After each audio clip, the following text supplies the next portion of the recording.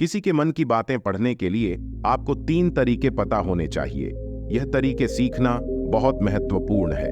इन तरीकों को सीखकर आप आसानी से समझ सकते हैं कि कोई कैसा सोच रहा है। तो आइए मैं आपको गौतम बुद्ध की एक कहानी सुनाता हूँ जो आपको दूसरों के मन को पढ़ने के तरीके सिखाएगी। बहुत समय पहले की बात है। एक छोटे से गांव में 2 भाई थे। बड़े भाई को अंधा था, इसलिए वह हमेशा घर पर ही रहता था और छोटे भाई खेती करता। हालांकि खेतों में बहुत सारे जानवर थे और उनके कारण पूरी कृषि बर्बाद हो रही थी। इससे छोटे भाई को बहुत परेशानी हो रही थी। फिर एक दिन उसे ख्याल आया कि वह अपने अंधे बड़े भाई की मदद क्यों नहीं लेता ताकि वह खेतों से जानवरों को भगा सके, क्योंकि उसका बड़ा भाई अंधा था। वह खेत में बैठकर जानवरों की आवाज सुनते ही उन्हें डरा सकता था। इस तरीके से हमारी कृषि बच सकती थी। इस सब कुछ सोचने के बाद उसने अपने खेत में एक छोटा सा झोपड़ा बनाया और अपने अंधे भाई को उसमें रखा। उसने उससे कहा, भाई, अगर तुम किसी जानवर की आवाज सुनो तो जोर से चिल्लाओ और जानवर यहां से भाग जाएंगे। इससे हमारी फसलें बच जाएंगी। बड़ा भाई अपने छोटे भाई के विचार से सहमत हो गया और खेत में बैठने लगा। जब कभी उसे किसी जानवर की आवाज सुनाई पड़ती, वह तुरंत जोर से चिल्लाने लगता और जानवरों को डराकर भगा देता। वे कई दिनों तक यह अभ्यास जारी रखते हैं। एक दिन एक हिरण उनके खेत में दौड़ रहा था और खेत को तोड़कर भाग गया। हालांकि एक राजा भी वहां था जो हिरण की पीछा कर रहा था। राजा का ध्यान अंधे भाई पर गया और उनसे पूछा, क्या तुमने यहाँ एक हिरण देखा है? जवाब में अंधे भाई ने कहा, मैं अंधा हूँ, मैं कैसे हिरण देख सकता हूँ? पर मैं तुम्हें इतना बता सकता हूँ कि मेरी खेत से जो जानवर भाग गया है वह आपकी पीछा करने लायक नहीं है। आप अपना समय बर्बाद कर रहे हैं। उस अंधे के शब्दों से चौंका हुआ था। उसे आश्चर्य हुआ कि अंधा यह कैसे कह सकता है कि जो हिरण मैं ढूंढ रहा हूं वह पीछा करने लायक नहीं है। तब राजा ने अंधे से कहा, क्या तुम मुझसे झूठ नहीं बोल रहे? एक ओर तुम कहते हो कि तुम अंधा हो और दूसरी ओर तुम यह दावा करते हो कि वह जानवर जो यहाँ से भाग गया है मेरे पीछे पड़ने के लायक नहीं है। फिर अंधा भाई ने कहा, ओ राजा, वह प्राणी जिसे तुम हिरण समझ रहे हो वह वास्तव में हिरण नहीं है। वह एक मादा हिरण है और मेरे ज्ञान के अनुसार वह गर्भवती है। मैंने कभी सुना नहीं है कि कोई राजा एक गर्भवती मादा हिरण की शिकार करता है। इसलिए मैं तुम्हें यह कह रहा हूँ कि वह तुम्हारे पीछे पड़ने के लायक नहीं है। तुम्हें उसकी पीछा करने में अपना समय बर्बाद नहीं करना चाहिए। यह सुनकर राजा और भी हैरान हुआ। उसे समझ में नहीं आया कि अंधा यह कैसे जान सकता है कि वह गर्भवती मादा हिरण है। उसने सोचा कि कैसे एक अंधा यह जान सकता है मैं जिस हिरण की शिकार कर रहा हूं वह क्या गर्भवती है या नहीं। इस अद्भुत अंधे का इतना आत्मविश्वास के साथ कैसे कह सकता है? इसलिए मुझे इसे जांच करना होगा। इसलिए राजा ने सत्यता जानने का निश्चय किया और अपने कमांडर से कहा, कमांडर, मुझे चाहिए कि वह प्राणी जिंदा रहे, क्योंकि मुझे जांच करना है कि यह वाकई एक गर्भवती मादा हिरण है। यह अंधा आदमी इतनी आत्मविश्वास के साथ कह रहा है और मुझे यह सुनिश्चित करना है। जाओ और जांच कि क्या वह एक गर्भवती मादा हिरण है। राजा के आदेश पर कमांडरों ने हिरण को पा करने के लिए चला गया। कुछ समय बाद जब वह लौटे तो राजा से कहा, राजा, यह अंधा आदमी पूरी तरह से सही कह रहा है। वह वाकई एक गर्भवती मादा हिरण है। इस सुनकर राजा हैरान हो गया। उसे समझ में नहीं आया कि यह अंधा आदमी कैसे जान सकता है कि वह गर्भवती मादा हिरण है। राजा के मन में कई सवाल उठे। आखिरकार राजा ने इस पर पूरी तरह से समझौता करने का निश्चय किया और अंधे से कहा, सुनो, मुझे यह नहीं पता कि तुम सचमुच अंधे हो या नहीं, लेकिन मैं तुमसे एक सवाल पूछने आया हूं। क्या तुम मेरे सवाल का सही जवाब दोगे? जवाब में अंधे ने कहा, राजा, आप मुझसे जो भी पूछना चाहेंगे मैं आपको सच्चाई से जवाब दूंगा। राजा ने कहा, देखो, एक और तुम कहते हो कि तुम अंधे हो और दूसरी तरफ तुमने मुझे कहा कि मैं जिस जानवर की मैं पीछा कर रहा था तुम कहते हो कि वह गर्भवती मादा हिरण है, और साथ में तुम्हें यह भी पता लगाता है कि तुम्हारे खेतों में जानवर कब आते हैं और कब जाते हैं। तुमने यह सब कैसे अनुमान लगाया? तब अंधा आदमी ने समझाया, सर, जब आप उस मादा हिरण की पीछा कर रहे थे तो उसकी गति और दौड़ते हुए आवाज से ही मुझे पहले से ही समझ आ गया था कि यह हिरण है। और मेरी खेत की बांध काफी छोटी थी, उसकी ऊंचाई ज्यादा नहीं थी।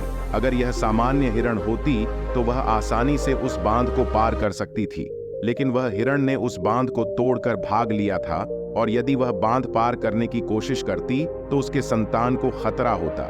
इसलिए मुझे समझ में आ गया कि वह गर्भवती है। इस व्याख्या को सुनकर राजा अंधे के विशेष ज्ञान और कौशल को देखकर चौंके हुए हैं। वह समझता है कि यह व्यक्ति अंधा होने के बावजूद अनोखी जानकारी और क्षमताओं से संपन्न है। राजा इसका लाभ उठाने का निश्चय करता है और अंधे से एक और सवाल पूछता है। राजा कहते हैं, तुम बुद्धिमान हो और तुम्हारी कई बातों की गहरी समझ लगती है। आज मैंने तुम्हें यहाँ बुलाया है ताकि जान सकूं कि मेरी पत्नी मेरे प्रति विश्वासी है या नहीं। अंधा आदमी जवाब देता है, ओ राजा, ऐसा सवाल कैसा है? आपका विवाह कई सालों से चल रहा है और अब आप ऐसी बातें जानना चाहते हैं। ऐसे सवाल आपके मन में क्यों उत्पन्न हो रहे हैं? हालांकि राजा कहता है, तुम्हें इस सवाल का जवाब दे देना होगा। अगर तुम मुझे उत्तर नहीं दोगे तो मैं तुम्हें मृत्यु दंड से सजा दूंगा। राजा की धमकी सुनकर अंधा कहता है, बहुत अच्छा, मैं तुम्हें तुम्हारे सवाल का जवाब दूंगा। ओ राजा, अगर तुम इस सवाल का जवाब चाहते हो तो तुम्हें मेरी एक सेवा करनी होगी। राजा पूछता है, मुझे बताओ, मुझे क्या करना होगा? व्यक्ति जवाब देता है, उसके लिए तुम्हें अपनी पत्नी को मेरे साथ एक कमरे में अकेले छोड़ देना होगा। यह सुनते ही पहले तो गुस्सा होता है, लेकिन कुछ समय सोचने के बाद वह उस व्यक्ति की बात मानता है और अपनी पत्नी को उसके साथ एक कमरे में भेजने का आदेश देता है। कमांडर उस पर क्रियान्वयन करता है और अंधे आदमी और रानी को एक कमरे में अकेले छोड़ देता है। उस समय अंधा अपनी बात कहते हैं, मुझे तुम्हें छूना है।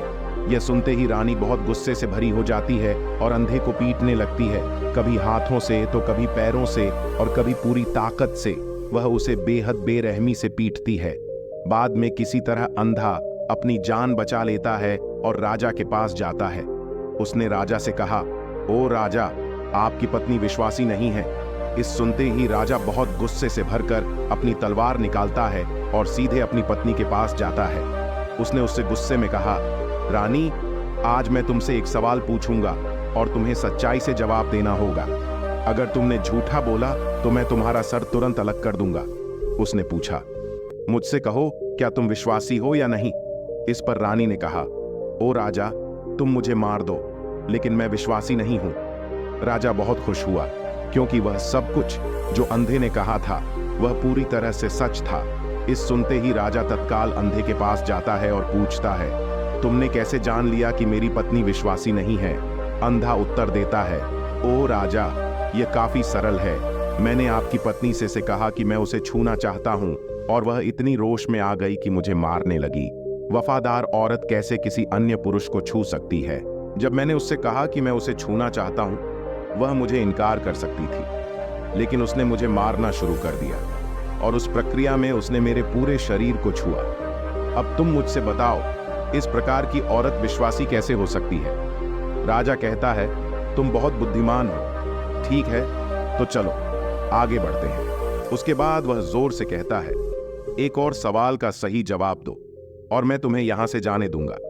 राजा फिर पूछता है, मुझे बताओ, क्या मैं सचमुच मेरे पिता का बेटा हूं या किसी और का? इस पर अंधा आदमी उत्तर देता है, ओ राजा, इससे तुम्हारा क्या लेना देना है? चाहे आपके माता पिता कौन हो, आप इस राज्य के राजा हो तो इस सवाल को छोड़ दो। लेकिन राजा जिद करता है, नहीं नहीं, मुझे इस सवाल का सटीक जवाब चाहिए, वरना यह सवाल मुझे हमेशा परेशान करेगा। इसलिए मैं सच्चाई जानना चाहता हूं। अगर तुम सही जवाब दोगे तो मैं तुम्हें यहां से जाने दूंगा।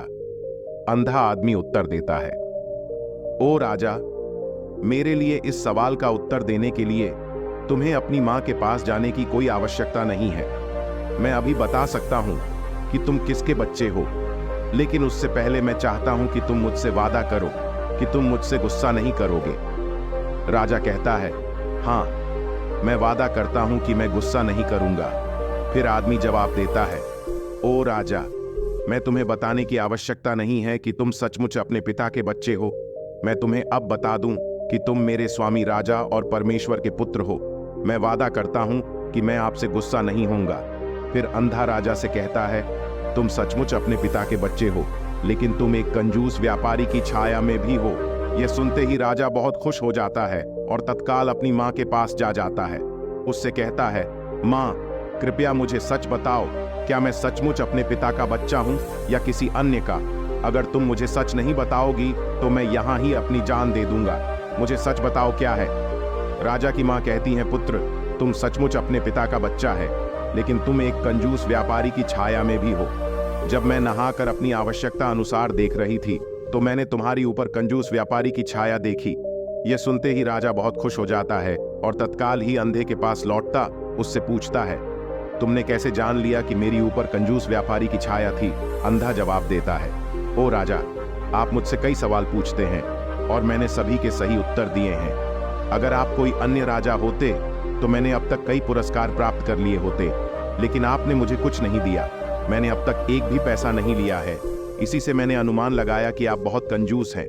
यह सुनकर राजा हंसते हुए कहता है, जो भी तुम मांगो मैं जरूर दूंगा, लेकिन मुझे बताओ तुम कैसे जान लेते हो क्या सही है और क्या गलत, और तुम इतने सटीक और निष्कलंक उत्तर कैसे दे सकते हो? अंधा आदमी कहता है, ओ राजा, मैं प्राकृतिक रूप से अंधा हूं। अगर मेरी आंखें होती तो मैं किसी के विचारों को आसानी से समझ सकता। मन का अपनी भाषा होती है और इस भाषा को किसी के शरीर की क्रियाओं में देखकर समझा जा सकता है। व्यक्ति की आंखों, होठों, काम करने के तरीके और उनकी गतिविधियों को देखकर हम समझ सकते हैं कि उसके मन में क्या चल रहा है। इस पर आधारित हम किसी की विचारों को जान सकते हैं, लेकिन मैं अंधा हूं, इसलिए मुझे क्रियाओं के माध्यम से जानना पड़ता है। अगर मुझे कुछ जानना होता है तो मैं अगले व्यक्ति को कार्य सौंपना पड़ता है। देखना होगा कि वह कैसे काम करता है और उसके आधार पर मैं समझ सकता हूं कि उसके मन में क्या चल रहा है। इस सुनते हुए राजा पूछता है, क्या इसका मतलब है कि मैं भी किसी के विचारों को जान सकता हूं? इस पर अंधा आदमी कहता है, बिल्कुल, आप भी किसी के विचारों को समझ सकते हैं, लेकिन उसके लिए आपको पहले अपनी आत्मा पर काम करना पड़ेगा, और वह काम है अपनी मानसिकता को शांत करना, अपनी मानसिकता को वर्तमान में लाना। इसके लिए आज मैं आपको 3 तरीके बताऊंगा और यह 3 तरीके बहुत ही सरल और आसान हैं। लेकिन राजा, इससे पहले आपको एक चीज करनी होगी, अपनी मानसिकता को संकेंद्रण दूसरों के विचारों को समझ सकते हैं, क्योंकि वह व्यक्ति वर्तमान में सोच रहा है और हमें भी अपनी मानसिकता को वर्तमान में लाना होगा, तभी हम उनके विचारों को समझ सकते हैं। अगर हम पिछली घटनाओं के बारे में सोच रहे हैं तो हमें यह कैसे पता चलेगा कि दूसरा व्यक्ति वर्तमान में क्या सोच रहा है, क्योंकि हम पिछली घटनाओं में लिपटे हुए हैं। तो किसी के विचारों को जानने के लिए सबसे पहले हमें अपनी मानसिकता को संकेंद्रण। उसके बाद यह व्यक्ति राजा से कहता है, राजा, मैं जरूर 3 तरीकों को बताऊंगा जिनसे आप किसी के विचारों को आसानी से समझ सकते हैं। इसके बाद अंधा राजा से कहता है, राजा, पहला तरीका है आंखों पर ध्यान देना। किसी से बात करते समय सबसे महत्वपूर्ण यह है कि हम उसकी आंखों में देखें, क्योंकि आंखें बोलती नहीं, लेकिन वह बहुत कुछ कहती है। अगर हम उस व्यक्ति की आंखों में के संकेतों को समझना सीख जाते हैं तो हम जान सकते हैं कि उनके मन में क्या चल रहा है, वह क्या सोच रहे हैं और वह क्या करने वाले हैं। मेरी अपनी आंखें नहीं हैं, लेकिन मैंने यह कौशल प्रिय गौतम बुद्ध से कई साल पहले सीखा था। वह मेरे शिक्षक और मार्गदर्शक थे। उस समय मेरी आंखें थीं और मैं सिर्फ उनकी आंखों के माध्यम से लोगों के विचारों को समझ सकता था। इसीलिए अगर आप भी दूसरों के विचार जानना चाहते हैं तो आपको उनकी आंखों पर ध्यान केंद्रित करना चाहिए, जैसे कि उनकी निगाह, वह कहां देख रहे हैं और किस दिशा में है। अगर जब आप उनसे बात कर रहे होते हैं उनकी आंखें इधर उधर घूम रही हो तो यह मतलब है कि वे बातचीत से बचने का तरीका ढूंढ रहे हैं और कोई शायद झूठ बोल रहा हो। अगर व्यक्ति सीधे नजर से टकरा रहा है तो यह मतलब है कि उसका डर है कि उनका झूठ प्रकट हो सकता है और लोग सच्चाई को जान लेंगे। लेकिन अगर उनकी आंखें बिना हिले आपको देख रही हैं तो वह शायद ईमानदार हो सकते हैं और उन्हें आपसे बात करना और अपने विचार साझा करना है। इसके अलावा देखें कि उनकी भौं कैसे हिल रही है। अगर वह दूसरी ओर देखते हुए उनकी भौं नीचे जाती है तो वह शायद कुछ सोच रहे हैं या किसी अन्य चीज के बारे में चिंतित है। अगर उनकी भौं ऊपर जाती है और उनकी आंखें बड़ी हो जाती हैं तो वह आश्चर्य या जिज्ञासु हो सकते हैं, जिन्हें आपके विचारों के बारे में यहाँ तक कि देखें कि उनकी पूंजी इतनी बड़ी या छोटी है। पूंजी आंख का काला हिस्सा होती है। अगर पूंजी बड़ी होती है तो यह मतलब है कि अगर पूंजी बड़ी होती है तो यह मतलब है कि वह आपको पसंद करते हैं या आपके कहे को पसंद कर रहे हैं। वह उत्साहित या खुश है। अगर पूंजी छोटी होती है तो यह मतलब है कि वह आपको पसंद नहीं करते हैं या आपके कहे को पसंद नहीं कर रहे हैं, वह असहज या गुस्से में है। इसके अलावा देखें कि उनकी आंखों की सफेदी कितनी लाल है या कितनी सफेद है। आंख का सफेद हिस्सा स्क्लेरा कहलाता है। अगर स्क्लेरा लाल होती है तो यह मतलब है कि वह थके हुए तंत्र या बीमार हो सकते हैं। वह आपसे बात करना नहीं चाहते होंगे। मैं एक समय याद करता हूं जब मैंने एक थके हुए व्यक्ति से मिला था जो यात्रा कर रहे थे। हम जब बात कर रहे थे तो उसकी आंखें बहुत घूमती रहती थीं। मुझे कभी देखती नहीं। इससे दिखाई देता था कि उसको चिंता थी और वह जल्दी जाना चाहता था। मुझे लगा कि वह कुछ छुपा रहा। हो सकता है वह मेरे साथ बात करना नहीं चाहता था, इसलिए मैंने उससे और सवाल पूछे। मैंने पता लगाया कि उसका एक गुप्त योजना था। इसी तरह अन्य भी चेहरे की भावनाओं की अन्य व्यक्तिगत व्यवहार होते हैं जो हमें आसानी से व्यक्ति के विचार समझने में मदद कर सकते हैं। कभी कभी व्यक्ति अपने चेहरे के माध्यम से विभिन्न व्यवहार दिखाता है। यदि आप किसी के चेहरे के अभिव्यक्ति पर ध्यान देते हैं तो आप आसानी से समझ सकते हैं कि वह व्यक्ति निराश है, बहुत दुखी है या बहुत खुश है। आप यह भी समझ सकते हैं कि वह अंदर कैसा महसूस कर रहे हैं, और यह सब बातें उनके चेहरे की अभिव्यक्ति के माध्यम से निश्चित की जा सकती हैं। ओ राजा, चेहरा एक चित्र की तरह है जो दिखाता है कि लोग अंदर कैसा महसूस कर रहे हैं। अगर वे कुछ नहीं कहते हैं तो यदि आप लोगों को बेहतर समझना चाहते हैं तो आपको इन नीरव संकेतों पर ध्यान देना होगा। जब आप किसी को देखते हैं जिनका मुंह नीचे की ओर मुड़ जाता है और छोटे से दुखी चेहरा बनता है, तो आमतौर पर यह मतलब होता है कि वह खुश नहीं है, संतुष्ट नहीं है या कुछ हार गए हैं। आप उनकी आंखों और उनके शरीर से भी समझ सकते हैं कि वह कैसा महसूस कर रहे हैं। वह निचले भावनाओं को महसूस कर रहे हैं। दूसरी ओर, जब कोई बड़ी और सच्ची मुस्कान होती है जो आंखों और गालों को उठाती है, वह खुशी, मित्रता और दयालुता की संकेत है। इसमें आंखों का बड़ा महत्व है। जब वे छोटी और चमकीली होती है तो आप सुनिश्चित हो सकते हैं कि मुस्कान सच्ची है। देखें, किसी व्यक्ति की भ्रूण की जगह जहां त्वचा गहरी होती है और ढीली होती है। जब यह गहरी और तंग होती है तो यह अक्सर मतलब होता है कि वे उलझे हुए हैं, महसूस कर रहे हैं, कुछ कठिन या नई चीज को समझने की कोशिश कर रहे हैं। रुख का तरीका मुंह हमें बहुत कुछ बता सकता है। एक मुंह जो बंद और संकुचित हो, यह मतलब हो सकता है कि वह सहमत नहीं है, किसी चीज से संतुष्ट नहीं है या बातचीत करना नहीं चाहते। लेकिन एक मुंह जो खुला और आराम से हो, यह मतलब होता है कि वह खुले मन से बातचीत करने के लिए तैयार है। जब आप चेहरे की इन संकेतों को देखने और समझने में महारथी है तो आप यह जान सकते हैं कि लोग किस बारे में सोच रहे हैं और कैसा महसूस कर रहे हैं। चाहे वह अपनी भावनाएं बाहर कहे या चुप रहे, उनके चेहरे से हर बात साफ हो जाएगी। इसलिए कोई व्यक्ति जैसे भी अपने शब्दों से बोलता हो, आप उनके चेहरे से सब कुछ समझ सकते हैं। मैं आपको एक कहानी सुनाऊं। एक बार मैंने एक दुखी व्यक्ति से मिला जो मेरी मदद के लिए आया, लेकिन वह ऐसा व्यवहार कर रहे थे कि उन्हें कोई परवाह नहीं। लेकिन मैंने उनकी माथे पर एक छोटी सी रेखा देखी जिससे पता चला कि उनकी परेशानी थी। मैंने उनसे कहा कि मुझे अपनी समस्या बताए और उन्होंने बता दी। इसके बाद उनको अच्छा लगा और मैंने उनकी मदद की। एक सच्ची मुस्कान आंखों को भी खुश बनाती है। ये मतलब है कि वे खुश और दयालु हैं। एक उदासी मुंह की भह नीचे जाती है, इसका मतलब है कि वह चिंतित या उलझे हुए हैं। भौं ऊपर जाती है। जब वे हैरान या जिज्ञासु विचार रहे होते हैं तो आप उनकी भावना को उनके चेहरे को देखकर समझ सकते हैं। आगे बढ़ते हुए व्यक्ति राजा से तीसरी मेथड के बारे में बताते हैं, कहते हुए, ओ राजा, एक और भाषा भी है, जो है वह है हाथों की इशारों और शरीर की भाषा की। किसी के विचारों को समझने के लिए हमें हाथों की इशारों और शरीर की भाषा को समझना चाहिए। जब कोई व्यक्ति बातचीत करता है तो आपने देखा होगा कि वह अपने हाथों को हर समय हिलाता रहता है, इशारे करता है। शब्दों के अलावा उनकी शरीर की भाषा भी बड़ी भूमिका निभाती है। वह क्या सोच रहा है यह स्पष्ट करने में। ओ राजा, शरीर और हाथ बिना शब्दों के बहुत कुछ कह सकते हैं।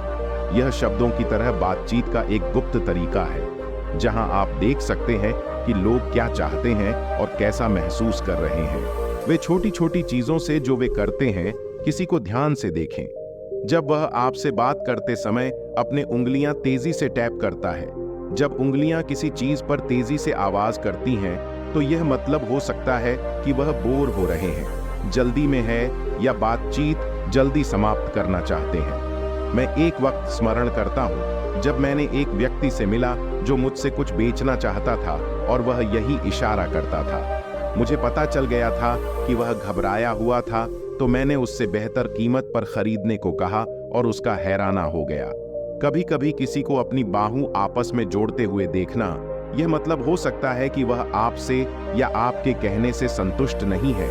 वह अपने विचारों को आपसे छुपा रहे हैं। इस तरह से अपनी बाहु जोड़ने का तरीका उनके विचारों और भावनाओं को दूसरों से सुरक्षित रखने की तरह है। इस चिन्ह को देखकर आप जब उनसे बात करें तो दयालु और सतर्क रह सकते हैं, ताकि वह आपसे अधिक संतुष्ट और खुले मन से मिल सके।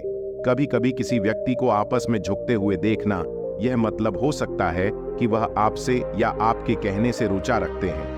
वह आपकी बातों को ध्यान से सुन रहे हैं, जिससे वह आपसे रुचि रखते हैं और जानना चाहते हैं। इस तरह से अपने शरीर को हिलाने का यह तरीका दिखाता है कि वह आपकी बातों को सुनना, सीखना और समझना चाहते हैं। मैंने एक बुद्धिमान शिक्षक से मिला था जो ऐसा करते थे। वह बहुत शांत थे, लेकिन वह दिलचस्पी से आगे झुकते रहते थे, जिससे यह प्रकट होता था कि उन्हें उस विषय के बारे में और जानना था।